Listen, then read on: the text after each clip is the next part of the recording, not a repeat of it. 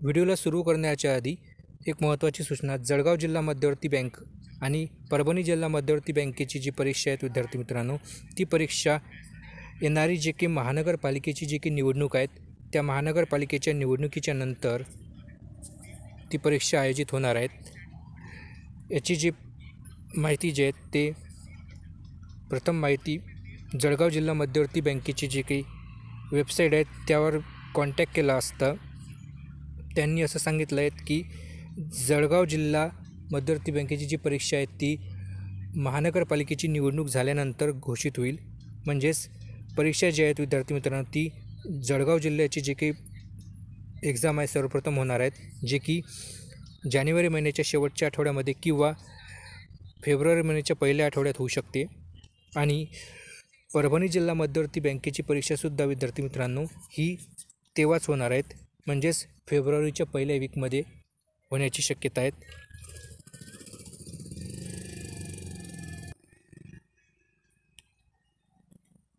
आणि लातूर जिल्हा मध्यवर्तीचे जे फॉर्म आहे विद्यार्थी मित्रांनो ते सध्या सुरू आहेत। तर आज आपण जळगाव जिल्हा मध्यवर्ती आणि लातूर जिल्हा मध्यवर्ती या दोन्ही परीक्षेमध्ये एकूण 15 प्रश्न जे आहेत ते कम्प्युटर या विषयावर असणार आहेत।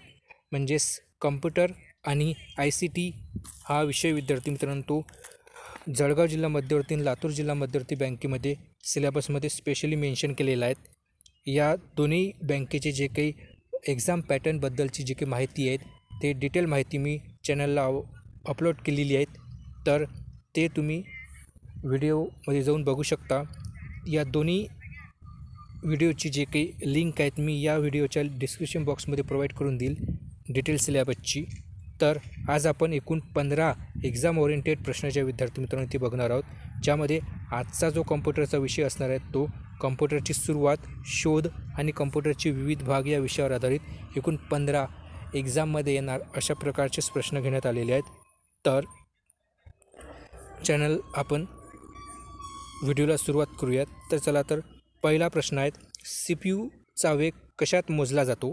तर बघा प्रश्न पहिला असा आहे, CPU वेग हा कशात मोजला जातो? तर बघा CPU म्हणजेच सेंट्रल प्रोसेसिंग युनिट, जो की कम्प्युटरचा एक मेन पार्ट असतो, ज्याला आपण कम्प्युटरचा ब्रेन किंवा कम्प्युटरचा जो मेन पार्ट आहे ते असं म्हणतो। तर बघा यामध्ये CPUचा जो वेग आहे म्हणजे CPUची स्पीड जी असते विद्यार्थी मित्रांनो, ते CPUची स्पीड कशामध्ये मोजली जाते? तर बघा त्याचं युनिट विचारलं आहे तिथं। तर बघा याचं आपलं बरोबर उत्तर जे असेल ते ऑप्शन क्रमांक A असेल, मेगाहर्ट्स। तर कम्प्युटरच्या CPUची जी स्पीड असते ते आपण मेगाहर्ट्समध्ये मोजतो। मेगाहर्ट्स या युनिटमध्ये बघा इथे दाखवले आहेत, मेगाहर्ट्समध्ये आपण त्याची जी स्पीड असते ती मेजर करत असतो। त्यानंतर बघा प्रश्न क्रमांक 2, खालीलपैकी कोणता हा वैयक्तिक संगणकाचा प्रकार नाही? तर बघा येथे 4 ऑप्शन दिलेले आहेत, तर यापैकी एक जे आहेत ते वैयक्तिक संगणक म्हणजेच PCचा भाग नाही। बघा आपण जे कम्प्युटर यूज करतो त्याला आपण PC म्हणतो, म्हणजेच पर्सनल कम्प्युटर। तर यापैकी एक कम्प्युटर जे आहेत ते PCचा भाग नाही, म्हणजेच दैनंदिन प्रकारातील आपण जे काही कम्प्युटर यूज करतो त्या प्रकारचं नाही। तर याच्यापैकी कोणतं जे आहेत ते असणार आहेत? तर याचं बरोबर उत्तर काय आहे? तर बघा प्रश्न क्रमांक 2चं बरोबर उत्तर जे आहे ते ऑप्शन B, मेन फ्रेम संगणक म्हणजेच मेन फ्रेम कम्प्युटर जे आहेत ते वैयक्तिक संगणकाचा प्रकार नाही। त्यानंतर बघा प्रश्न क्रमांक 3, खालील पर्यायांमधून डेस्कटॉपवर आढळणाऱ्या वापरकर्ता इंटरफेस घटकाचे नाव काय आहे जे लहान ब्लिंकिंग करणारे चिन्ह आहे? तर बघा आपण कम्प्युटर वापरत असताना आपण बघा तिथे एक ब्लिंक करणारे एक चिन्ह असते बाणासारखं, तर त्या बाणासारख्या चिन्हाला आपण काय म्हणतो? तर बघा याचं बरोबर उत्तर काय असणार आहे? तर बघा इथे 4 ऑप्शन दिलेले आहेत, शॉर्टकट, आयकॉन, टास्कबार, कर्सर। तर याचं बरोबर उत्तर जे असणार आहे ते ऑप्शन क्रमांक D असणार आहेत, कर्सर। त्याला आपण कर्सर म्हणतो। बघा येथे कर्सरचं आपल्याला इथे आकृती दिलेली आहेत। बघा जे ब्लिंक करणारं जे चिन्ह असते आपण कम्प्युटरवर ऑपरेट करत असताना ते चिन्ह जे आहे ते त्या चिन्हाला आपण काय म्हणतो? तर कर्सर म्हटले जाते। त्यानंतर बघा प्रश्न क्रमांक 4, संगणक मॉनिटरला आणखी कोणत्या नावाने ओळखले जाते? बघा संगणकाचं जे मॉनिटर असते विद्यार्थी मित्रांनो, जो डिस्प्ले असते आपण संगणक यूज करत असताना त्या डिस्प्लेला आणखी काय म्हटलं जाते तर बघा, त्याचं एक नाव हे मॉनिटर आहे, तर दुसरं नाव त्याचं काय आहे तर बघा, याचं आपलं बरोबर उत्तर काय असणार आहे तर ऑप्शन क्रमांक बी हे त्याचं बरोबर उत्तर असणार आहे VDU. तर संगणकाच्या मॉनिटरला आणखी VDU या नावाने ओळखले जाते. बघा, हे आपला संगणकाचा मॉनिटर आहे, तर याला आपण VDU म्हणून सुद्धा ओळखतो. व्हिडिओचं पूर्णरूप काय तर बघा, व्हीचा अर्थ व्हिडिओ, डी म्हणजे डिस्प्ले आणि UI युनिट, तर व्हिडिओ डिस्प्ले युनिट असा असतो.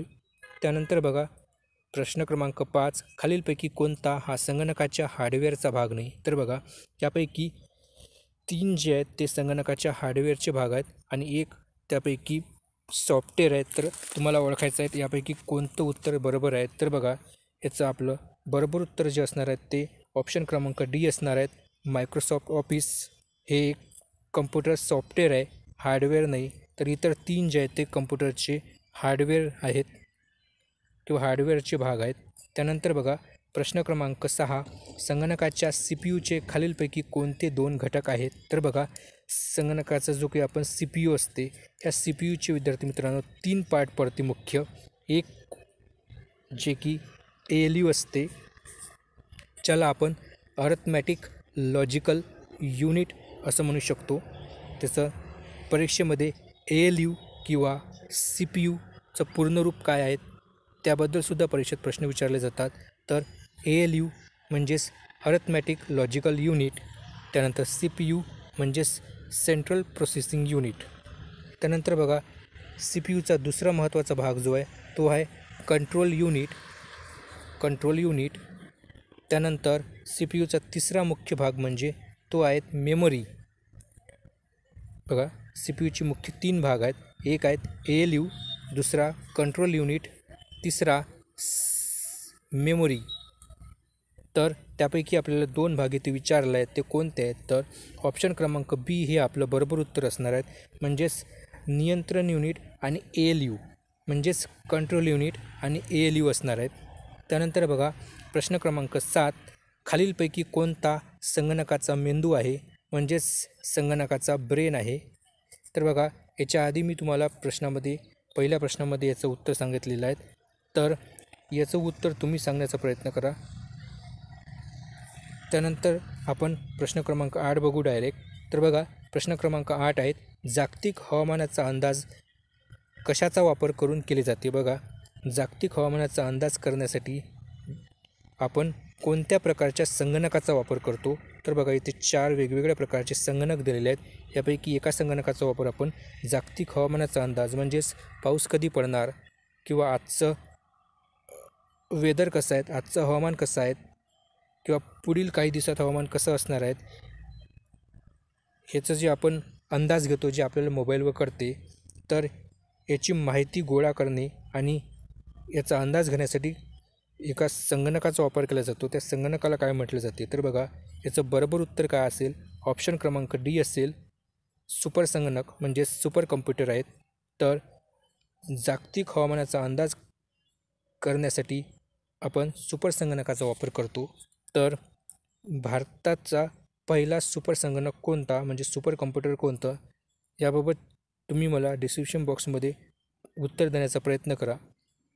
त्यानंतर बघा प्रश्न क्रमांक 9, आधुनिक संगणक कोणतेही कार्य करण्यासाठी सूचनांच्या संचाचे पालन करतात, या सूचनांना काय म्हणतात तर बघा, आपण कम्प्युटर यूज करत असताना जे काही आपण त्या कम्प्युटरवर जे ऑपरेशन परफॉर्म करत असतो, जसे की संगणकामधील एखादी फाईल ओपन करणे किंवा एखाद्या फाईलमध्ये आपण जे एखादं कार्य करतो, जसं की MS Excel आहेत, MS PowerPoint आहे किंवा इतर कोणतेही ॲप्लिकेशन जेव्हा आपण यूज करत असतो, ऑपरेट करत असतो, तेव्हा त्यांना जे आपण इन्स्ट्रक्शन देतो, ते इन्स्ट्रक्शनचं जे काही ते कम्प्युटर जे आपल्याला जे काही आउटपुट देतं, तर ते इन्स्ट्रक्शन दिल्यानंतर जे त्या इन्स्ट्रक्शनचा जे सेट असतो विद्यार्थी मित्रांनो, त्या सेटला काय म्हणतात असा हा प्रश्न आहे. तर बघा, याचं बरोबर उत्तर काय आहे तर ऑप्शन क्रमांक बी हे आपलं बरोबर उत्तर असेल. क्रमांक 10 आहे, संगणकात वापरल्या जाणाऱ्या एकात्मिक सर्किट चिप्स सामान्यतः कशाच्या बनलेल्या असतात. संगणकामध्ये म्हणजे कॉम्प्युटरमध्ये ज्या आपण आय सी चिप्सचा उपयोग करतो त्या आय सी चिप्स कशापासून बनलेल्या असतात. आय सी चिप्स म्हणजेच इंटिग्रेटेड सर्किट चिप ज्या असतात त्या कशापासून बनलेल्या असतात. तर याचं आपलं बरोबर उत्तर असणार आहे ऑप्शन क्रमांक बी सिलिकॉन. तर त्या सिलिकॉनपासून बनलेल्या असतात. बघा अशा प्रकारच्या त्या आय सी चिप्स असतात. तर बघा आय सी चिप्स ज्या आहेत त्या सिलिकॉन या पदार्थापासून बनलेल्या असतात. सिलिकॉन या सेमीकंडक्टर म्हणजेच या उपधातूपासून बनलेल्या असतात. सिलिकॉन हा एक धातू नाही तर एक उपधातू आहेत विद्यार्थी मित्रांनो. त्यानंतर बघा आय सी चिप्सचा जो वापर आहे तो संगणकामध्ये कोणत्या जनरेशनच्या कम्प्युटरपासून केला जातो. तर ते थर्ड जनरेशनचं जे काही कम्प्युटर आहेत त्या थर्ड जनरेशनच्या कम्प्युटरपासून आपण संगणकामध्ये म्हणजेच कम्प्युटरमध्ये आय सी चिपचा वापर करतो. तर पहिल्या जनरेशन म्हणजे फर्स्ट जनरेशनचं कम्प्युटर आणि सेकंड जनरेशनच्या कम्प्युटरमध्ये मग इन्फॉर्मेशन स्टोअर करण्यासाठी किंवा इन्फॉर्मेशनचं आदानप्रदान करण्यासाठी कशाचा वापर केला जात असत. तर बघा पहिल्या म्हणजेच फर्स्ट जनरेशनच्या कम्प्युटरमध्ये व्हॅक्यूम ट्यूबचा उपयोग जो आहे ते केला जात असत आणि दुसरं जे म्हणजे सेकंड जनरेशनच्या कम्प्युटरमध्ये आपण ट्रान्झिस्टरचा उपयोग करत केला जात होता आणि तिसऱ्या म्हणजेच थर्ड जनरेशनच्या कम्प्युटरपासून कम्प्युटरमध्ये आय सी चिपचा वापर केला जातो. त्यानंतर प्रश्न क्रमांक 11 सिरियल पोर्ट हे काय करू शकते. बघा इथे 4 ऑप्शन दिलेले आहेत. तर यापैकी आपलं बरोबर उत्तर काय असणार आहे. तर ऑप्शन क्रमांक सी हे आपलं बरोबर उत्तर असणार आहेत. म्हणजेच वरील दोनही म्हणजेच फक्त हार्ड ड्राईव्हवरून माहिती हस्तांतरित करणे. ऑप्शन बी फक्त हार्ड ड्राईव्हवर माहिती हस्तांतरित करणे. म्हणजेच बघा एखादी इन्फॉर्मेशन हार्ड ड्राईव्हवरून म्हणजेच एक संगणकामधून दुसऱ्या डिव्हाइसमध्ये ट्रान्सफर करण्यासाठी किंवा दुसऱ्या डिव्हाइसमधील इन्फॉर्मेशन हे आपल्या संगणकामध्ये म्हणजे आपल्या कम्प्युटरच्या हार्ड ड्राईव्हमध्ये ट्रान्सफर करण्यासाठी हे दोन्ही काम सिरियल पोर्टच्या माध्यमातून होते. तर बघा सिरियल पोर्ट काय आहे. तर बघा सिरियल पोर्ट हा एक इंटरफेस आहे जो पी सीला एकावेळी एक बिट डेटा ट्रान्समिट किंवा प्राप्त करण्यास अनुमती देतो म्हणजे परवानगी देतो. हा इंटरफेसचा सर्वात जुन्या प्रकारापैकी एक प्रकार आहेत जो की एकेकाळी प्रिंटर बाह्य मॉडेम पी सी म्हणजे जो पी सी असते आपला कम्प्युटर त्या पी सीले प्रिंटरला जोडण्यासाठी आपण या सिरियल पोर्टचा वापर करत असू. याच्या आधी जे सिरियल पोर्ट असते जसे की कम्प्युटरचा पी सी आणि प्रिंटर याला कनेक्ट करण्यासाठी ज्या पोर्टचा वापर केला जात होता जुन्या कम्प्युटरमध्ये त्याला सिरियल पोर्ट म्हटलं जाते.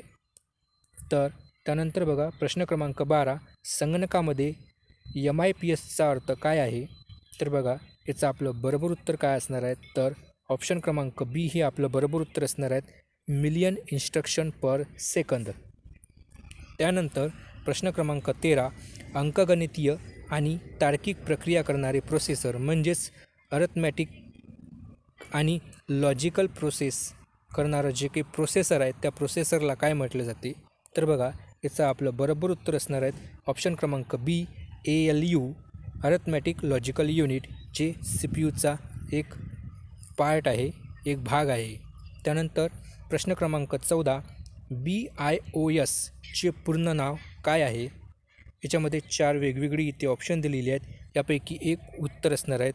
तर याचं बरोबर उत्तर जे आहेत ते ऑप्शन क्रमांक ए हे असणार आहेत म्हणजेच बायनरी इंटरचेंज ऑपरेशन सिस्टीम. BIOSचं पूर्ण रूप हे बायनरी इंटरचेंज ऑपरेशन सिस्टीम हे आहे. त्यानंतर आजचा शेवटचा प्रश्न जेव्हा आपण संगणक चालू करतो आणि हार्ड डिस्कवरून मुख्य मेमरीमध्ये डाउनलोड करण्यासाठी ऑपरेशन सिस्टीम वापरतो तेव्हा त्या प्रक्रियेला काय म्हटले जाते. तर त्याचं बरोबर उत्तर जे असणार आहे ते ऑप्शन क्रमांक ए हे असणार आहेत बूटिंग. तर बघा विद्यार्थी मित्रांनो हे आपले आपण आता 15 महत्त्वाची जे काही प्रश्न आहेत जे जळगाव जिल्हा मध्यवर्ती बँक आणि लातूर जिल्हा मध्यवर्ती बँकेसाठी जे की 15 प्रश्न विचारले जाणार आहेत परीक्षेमध्ये त्यासाठी एक IMP क्वेश्चन आहेत, जे की एक एक्झाम ओरिएंटेड क्वेश्चन आहेत. अशाच प्रकारच्या प्रश्नांसाठी तुम्ही चॅनलला अवश्य सबस्क्राईब करा. धन्यवाद.